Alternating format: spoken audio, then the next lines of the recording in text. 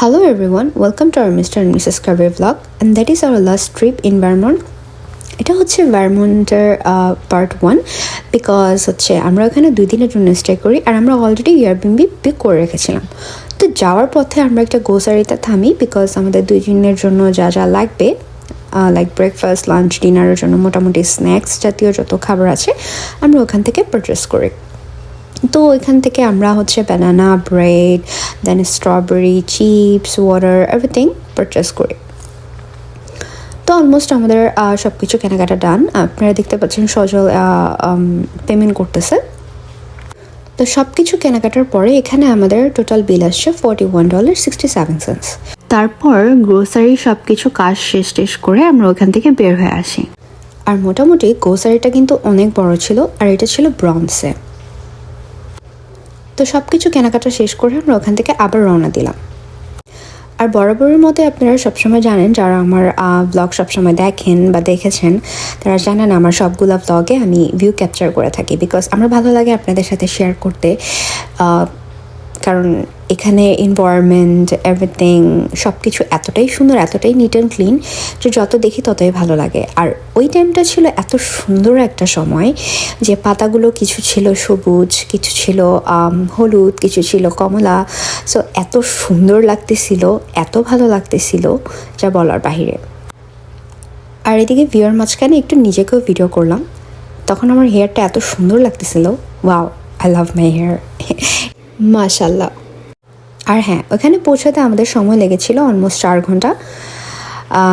এর মধ্যে থেকে আমি আমার যে জার্নিটা এত সুন্দর সুন্দর ভিউ আপনাদের সাথে কীভাবে মিস করি তো আপনাদের সাথেও শেয়ার করলাম। আপনারা দেখতে পাচ্ছেন এত সুন্দর লাগতেছিল। আপনারা অ্যাকচুয়ালি এগুলা মানে চোখে না দেখলেই বিশ্বাস করার মতো না, এত সুন্দর লাগে যখন নিজের চোখে দেখি যে আসলেই আল্লাহ মানে পুরো পৃথিবীটা এত সুন্দর করে বানাইছে যা বলার বাহিরে। যতই বলবো বলে শেষ করা যাবে না।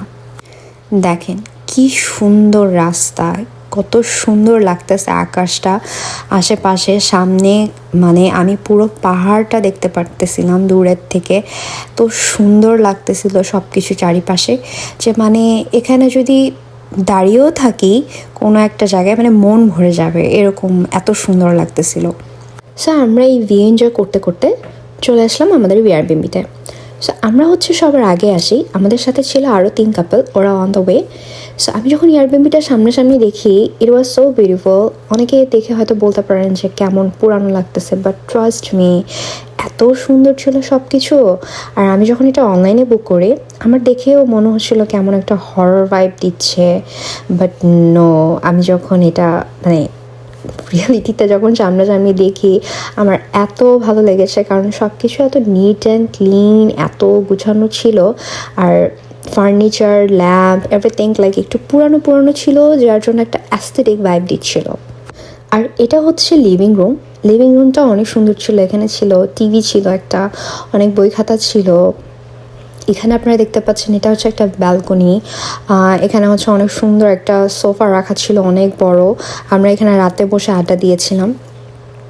আর এই ব্যালকনিটা আমি খোলা ট্রাই করি কিন্তু সামহাও এটা লক করা ছিল, খুলতে পারতেছিলাম না। বাট এটা আমি হচ্ছে আপনাদের নেক্সট ভিডিওতে দেখাবো যে বাইরের ভিউটা কতটা সুন্দর। আর হ্যাঁ, এই এয়ারবিএনবিতে ছিল টোটাল 4টা রুম। এটা হচ্ছে 2nd ফ্লোর, আমি যাচ্ছি। এখানে একটা ছোট সিঁড়ি ছিল, উপরে হচ্ছে 3টা বেডরুম আর নিচে হচ্ছে একটা বেডরুম। আর বেডরুমগুলো মোটামুটি বড়ই ছিল। তো এই বেডরুমটাতে হচ্ছে নোভা আপু আর ইসমাইল ভাই থাকে। এখানে একটা ওয়াশরুমও আছে। আর এর পাশে আরেকটা বেডরুম ছিল, আর এই বেডরুমটাতে ছিল হচ্ছে রেখা আপু অ্যান্ড আমাদের দুলা ভাই। আর এর পাশেই হচ্ছে আরেকটা বেডরুম ছিল, এখানে হচ্ছে সেপারেট বেড ছিল, আর এখানে রিয়াপু অ্যান্ড রিয়াপুর হাজব্যান্ড ছিল। আর নিচে যে বেডরুমটা ছিল সেই বেডরুমটা কাইন্ড অফ মাস্টার বেডরুম ছিল। আর ওই বেডরুমটাতে মূলত হচ্ছে আমি আর সজল থাকি। আর বেডটা যেটা ছিল, বেডটা নিয়ে একটু প্রবলেম হচ্ছিলো কারণ বেডটা it's not good for 2 people. I think বেডটার যে সাইজ ওই বেডটা অনুযায়ী 1 পার্সনের জন্য পারফেক্ট। আপনারা দেখতে পাচ্ছেন বেডটা একটু আই ডোন্ট নো ক্যামেরাটা কতটা বোঝা যাচ্ছে, বাট বেডটা সামনাসামনি ছোট ছিল। আর আমাদের বেডরুমের এখানেও আরেকটা ব্যালকনি ছিল, আর এটা হচ্ছে একটা ক্লোজিং সাইড, এখানে একটা মিররও আছে। আর এটা হচ্ছে আমার রুমের সাথে যে ব্যালকনিটা, এখান থেকেও ভিউটা খুব সুন্দর লাগতেছিল। আমি অবশ্যই আপনাদের পার্ট 2-তে দেখাবো। আমি এই ব্যালকনিটাও খোলার ট্রাই করলাম, বাট সামহাও এটা আমি খুলতে পারিনি। সো এই হচ্ছে আমার ওভারঅল রুম। আর এই সাইডে যে ক্লোজেটগুলো ছিল, ক্লোজেটগুলো আমি খুলে দেখলাম এখানে হয়তো হ্যাঙ্গার ট্যাঙ্গার কিছু একটা ছিল। আর এই সাইডটাতে ছিল হচ্ছে some I think blanket and bedsheet maybe. আর হ্যাঁ, নিচেও কিন্তু একটা ওয়াশরুম আছে, যেটি ঠিক হচ্ছে আমাদের রুমের একদম পাশে। এই ওয়াশরুমটি কিন্তু উপরের ওয়াশরুমটি থেকে বড় ছিল এবং এখানে একটা জাকুজিও ছিল। আমি আর বেশি একটা দেখালাম না। আর এই হচ্ছে আমাদের ওভারঅল ডাইনিং স্পেস। এখানে অনেক বড় একটা ডাইনিং টেবিল ছিল, যেটা আমাদের 4 জন কাপলের জন্য একদম পারফেক্ট ছিল। আর এই ডোরটা মেবি ব্যাক ডোর বলা হয়, আই এম নট শিওর, এটাও লক করা ছিল। আর এই হচ্ছে আমাদের overall dining and kitchen space. So after that আমাদের অনেক ক্ষুধা লাগে এবং আমরা বাইরে যাই যে কিছু একটা খেতে হবে। দেন গুগল আমরা সার্চ করে এই রেস্টুরেন্টটাতে গেলাম। এটা খুব বেশি একটা বড় ছিল না, ছোট ছিল, ছোটোর মধ্যে মোটামুটি ভালো ছিল। এবং সেখানে যে হচ্ছে আমরা shrimp fried rice and I forgot maybe shrimp dumpling or chicken dumpling আমরা অর্ডার করি। তো এই তো সজল পে করলো। পে করার পর আমাদের খাবার চলে আসে and it looks good, also delicious too. তারপর আমরা খাওয়া দাওয়া শেষ করে চলে যাই হচ্ছে আমাদের এয়ারবিএনবিতে। ততক্ষণে সবাই চলে এসেছিল অ্যান্ড এই ভিউটা আমি ক্যাপচার করে হচ্ছে আমাদের যে লিভিং রুমে যে ব্যালকনিটা ছিল সেখান থেকে। ইট ওয়াজ সো বিউটিফুল। তারপর রাতের বেলা আমরা সবাই অনেক মজা করি। আমি এখানে আমার আর কোনো কথা বলবো না, আমি আপনাদেরকে অবশ্যই শোনাবো যে আমরা কতটা মজা করি। Let's enjoy. ঘরের চাবি নিয়ে যাবি কে আমারে, ও বন্ধু আমার রাতে তোমার দেখা, একা একা দিন যে আমার কাটে না রে, ভেঙে মোর ঘরের চাবি নিয়ে যাবি কে আমারে। একটু কি পারে সেই তুমি কেন এত অচেনা হলে, সেই আমি কেন তোমাকে দুঃখ দিলে, কেমন করে এত অচেনা হলে তুমি,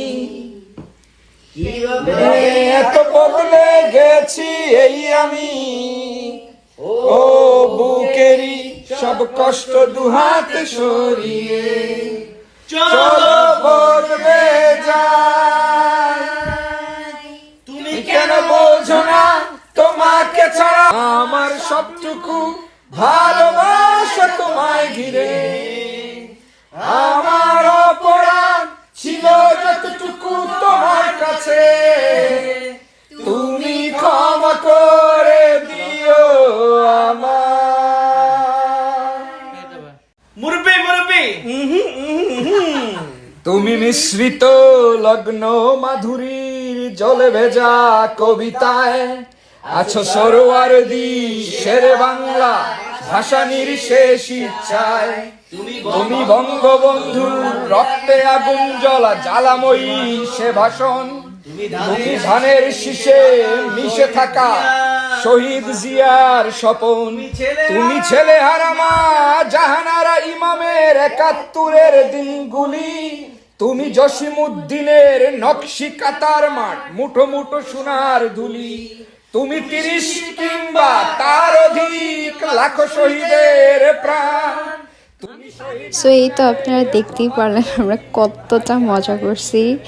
anyway guys, that's for our first part and see you in the next video, and if you like it then please like, follow and share. Bye by.